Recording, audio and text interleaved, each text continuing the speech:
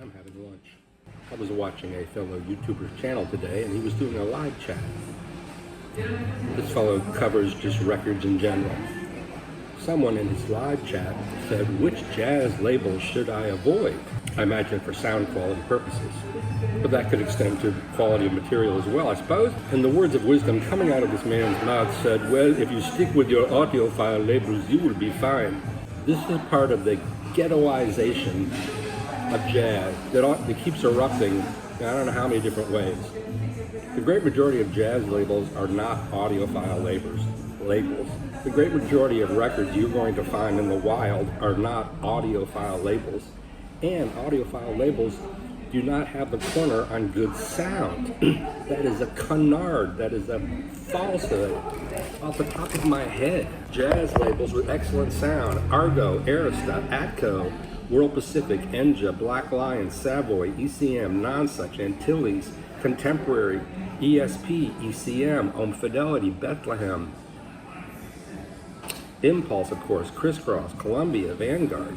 That's just off the top of my head. Jazz records were traditionally used to judge hi-fi because they are so well recorded in general, and they're available to the mass market. That's why Julie London records were some of the first hi-fi records, because a lot of it was just her and Barney Kessel, I believe, or a small group, and you could really hear everything, and it was warm, and had great tone and decent soundstage. Are there bad labels, bad jazz labels? Yes, but actually those records are hard to find. Those labels include Trip, Applause, which did a bunch of crummy Blue Note reissues, and anything on Scorpio, which is you can even find today. Those are some of the worst pressings of all time. They were a distributor, and they're very sly in that you really can't tell where the record's from sometimes.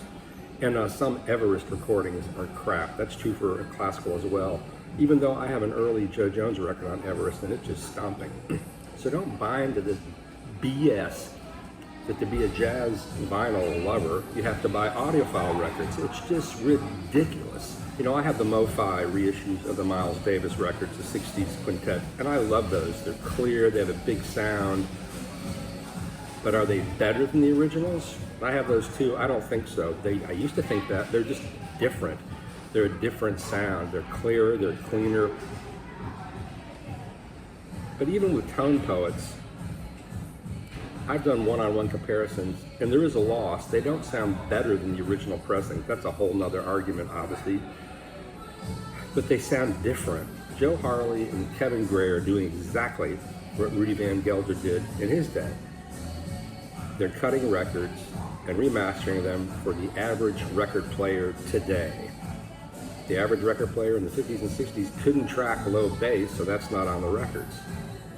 And also Rudy boosted the mid-range, and I love all that. And Rudy's sound isn't uniform, and a lot of their records sound very different one from the other. Joe Harley and Kevin Gray are making records that sound great on the average turntable, be it Riga or vintage Denon or whatever it is. But back to my original thought, the idea that you have to buy audiophile records to get good recordings is a lie. It makes me really angry. So please don't believe that. Have a great day and enjoy your veggies.